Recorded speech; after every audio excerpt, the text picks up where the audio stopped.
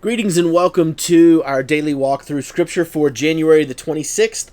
Your readings today should have been in Exodus chapter 2, the end of it, Exodus 3, Matthew 17, 10 through 27, Psalm 22, 1 through 18, and Proverbs chapter 5, verse 7 through 14. All right, we got to talk. We got to talk about Moses and the burning bush. That's Exodus chapter 3. Okay, now here's what I want you to do. This is going to take a little bit of extra time today, but I want you to pause this video, and I want you to open up a new tab, and I want you to go and do a YouTube search for burning Prince of Egypt, burning bush family flicks, okay? And the first thing that pops up when you do that should be something that says God speaks to Moses, and you can click on that, and I want you to watch that 5 minute and 12-second scene from the animated movie The Prince of Egypt. Okay, so watch it. I want you to watch it first. Okay, ready, set, go.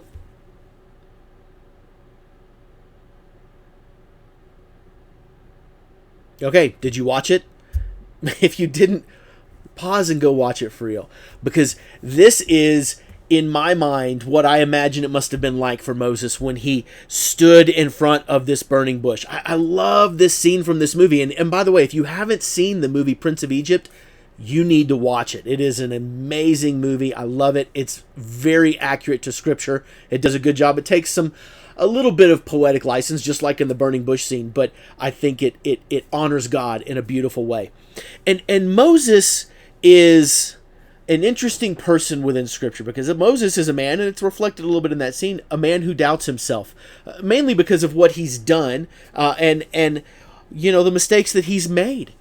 And yet, here is a man who God called, in spite of those flaws, to go do incredible things and to be his mouthpiece.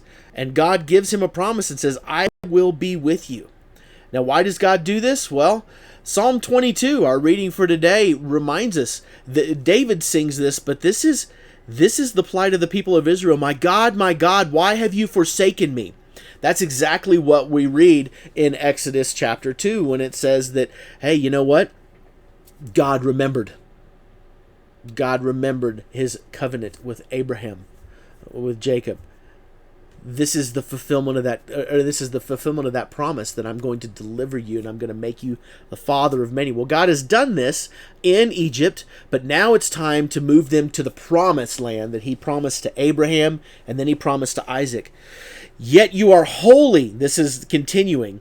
Well, first of all, in verse 2 of Psalm 22, oh my God, I cry by day, but you do not answer, and by night, but I find no rest. This is what the people of Israel were crying out to when Scripture says God remembered them. Now, I want to be clear, God did not forget them.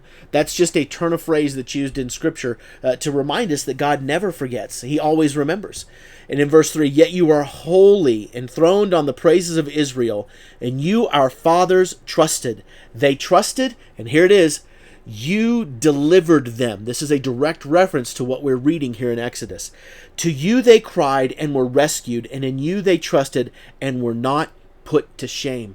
David's words were written several hundred years after the Exodus, hundreds of years following the Exodus before David shows up, and yet they are still continuing to remember exactly what it is that God did.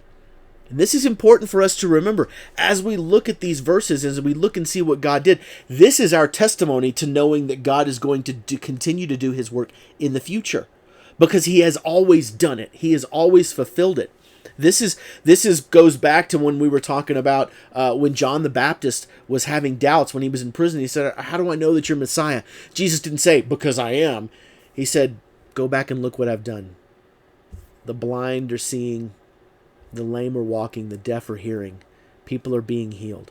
This was a fulfillment of the prophecy of Scripture, and that's exactly what God is doing through Moses, this unassuming, doubtful man who even comes up with excuses, as we're going to see, as to why he shouldn't do it. God says, no, you are my person.